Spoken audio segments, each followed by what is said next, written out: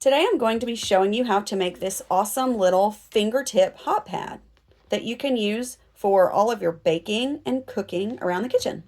Please see the PDF that came with your design to note the measurements of the fabrics that you'll need to complete the project. The first step for our hot pad is to hoop our stabilizer and stitch the placement step. For this hot pad, just like the rest of them, I recommend cutaway stabilizer. I'm out of white right now, so I'm using black. It is one of my favorites anyway, but I would usually probably use white simply because if I'm using a lighter fabric or a lighter print fabric, I wouldn't want the stabilizer to show through, but I'm out of white right now, so I'm using my trusty old black cutaway. Now the next step is to place your batting to cover this step. And I usually use Embroidery, which is what I've seen recommended on every website that I have researched and looked at in regards to both sewing or embroidering hot pads or pot holders. I'm out of that. I'm actually going to get some as soon as I finish this video. I've got to run to Joann. So just for this video, I'm actually just using a regular kind of batting, but I usually recommend Insul-Bright, which is a heat-resistant batting. It's spelled INSUL-bright. So place that to cover this placement oblong shape, the oval, and you can pin it down if you'd like, and stitch the tack down for that piece of batting. Here you can see that I've tacked down my batting and I ran the placement, the tack down stack, bleh. Let's try that again. Here you can see I've tacked down my batting and trimmed around it.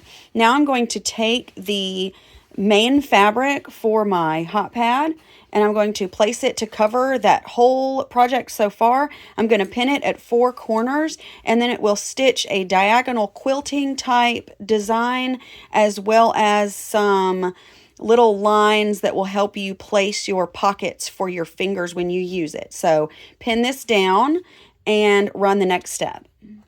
Before you run your last step, you will need to do 2 things, okay? The first thing is that you'll want to take your piece of elastic that's a couple of inches long and you want to place it in the center of these 2 placement lines right here. You see them right there where I'm pointing with my index and ring finger on my left hand? You want to place it right in the middle. Now it doesn't matter if you put it up here or down here, okay? Either way, this is going to go folded in half with the folded side facing the center of the design. Doesn't matter if it's on this side or that side over there. This is just so you can hang your hot pad for ease of use. I took my tape inside the house from my shed, so I don't have my tape in the office, so I just pressed my elastic down using a pin above and below it, like so. Now you're going to take your 2 pieces of pressed fabric that are going to be the pockets for your fingertips, and you're going to take the pressed edge, that's the folded edge, and you want to line each one up with, check it out, these placement guides on the outside of this hot pad, okay? So that one on the left, and now this one on the right. And you probably want to pin those down. So make sure, I don't know if I said it in the last piece, but make sure that the pressed edge of those pocket fabrics are both lined up with those placement steps, okay? The raw edge should be outside. Now please pay attention to the next step because this has to do with how you close up your hot pad. And you want to make sure that you do it in the way that makes it the most effective to use. So here's what I mean by that. I asked you to cut out 2 separate pieces of fabric for this backing. It's an envelope style backing. So one is longer than the other. See that? And I have pressed about 1/2 inch of each one. You see that? Against the wrong sides. Okay, I want you to place them right side down on top of your hoop. Okay, here's your project so far. I repurposed my first pins to hold those pocket fabrics down so they don't go moving around. And now I've got my 2 pieces of backing for the envelope style back. Here's what I like to do. I like to put my longer piece down first. Okay, you'll see why when we trim and turn our project inside out. So make sure that it covers the end of that placement stitching. It does. I like to put the longer piece down first, as far down as it'll go on your project, okay? And you've still got a little to cover. So overlap, this is right side down also, overlap that longer piece with the shorter piece, 3/4 of an inch. Overlap it.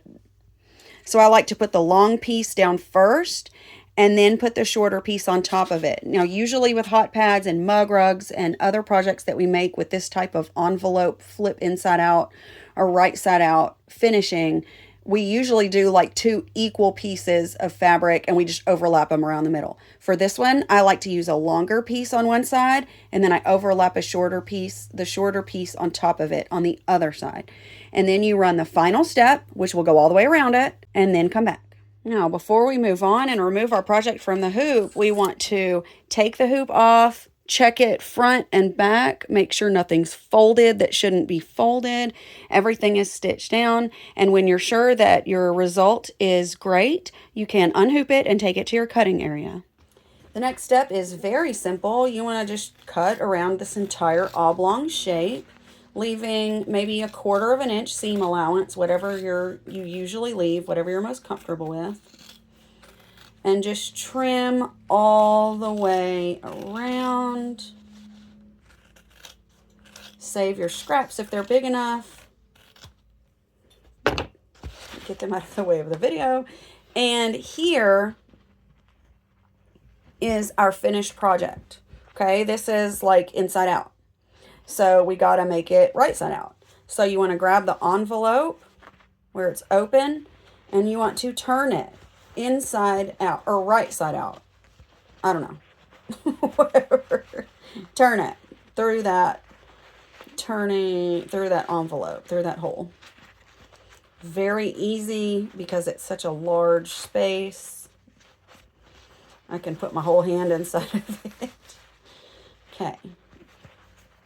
So you want to turn that, and now you will have your pockets, your little finger pockets visible on this side, and on the other side you've got your envelope that needs to be closed. Okay, so I'm going to take this over to my mini ironing board and I'm going to press this before we continue. Okay, now the hot pad is pressed and it's nice and flat, and I've got my fabric fuse double-sided permanent fabric tape that I use for like everything.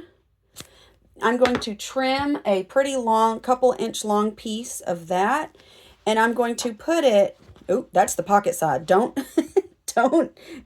close your pockets permanently. I'm on the side with the envelope closure. See how it's down here at the end?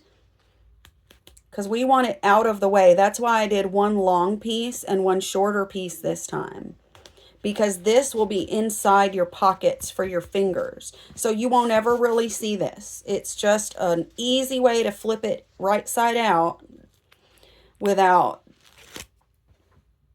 a turning hole like we do with like stuffies.